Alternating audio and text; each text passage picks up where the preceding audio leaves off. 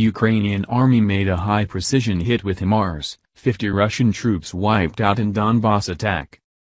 The Ukrainians targeted the courthouse in Lysychansk with a HIMARS artillery attack, where the 6th Regiment from Russia's 2nd Army Corps had set up their headquarters. The strike is reported to have killed at least 50 officers and soldiers. Anton Gerashchenko, an advisor to the Ukrainian Interior Ministry, tweeted, "Ukrainian Army made a high-precision hit with HIMARS on a court building in occupied Lysychansk where about 50 high-profile Russian military were at that moment." This was confirmed by intelligence and head of Luhansk Military Administration. Ukraine urges citizens to share where Russian troops live in occupied territories. The Ukrainian Defense Ministry has requested its citizens in a key area seized by Russia to reveal where Moscow's troops were living and who among the local population was collaborating with the occupying authorities, reports state. The fighting between Russia and Ukraine that started on February 24 has been going on for 5 months now. The statement by the ministry's Defense Intelligence Directorate was aimed at people in and around the southern city of Enerodar, which is home to a major nuclear power station.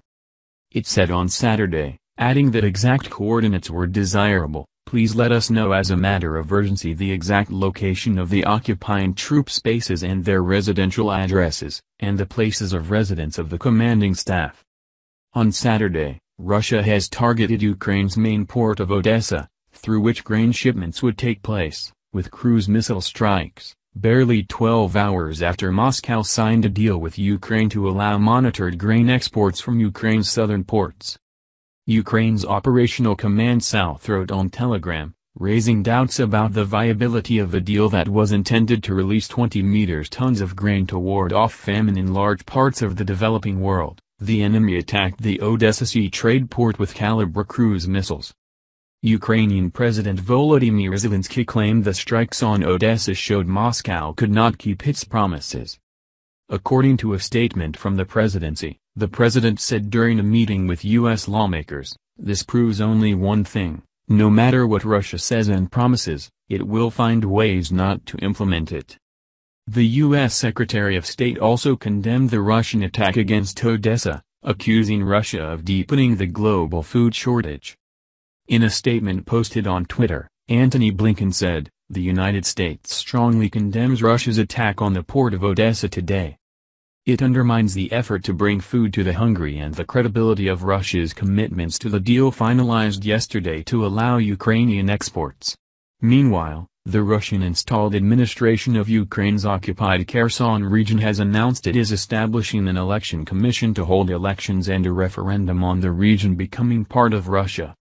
The deputy head of the administration, Ekaterina Gubereva, said uniting the region with Russia would get Kherson out of a wild field, Russia's state news agency RIA has reported. She wrote on Telegram, "The lands of Novorossiya were developed under Catherine II. Then it was a wild field after the Russian-Turkish War. There were no people, no roads. Absolutely nothing. A few centuries later, history repeats itself. We are building a civilization on the territory that since 1991 has been methodically deprived of historical memory, industry and the future. The referendum is our chance to get out of the wild field."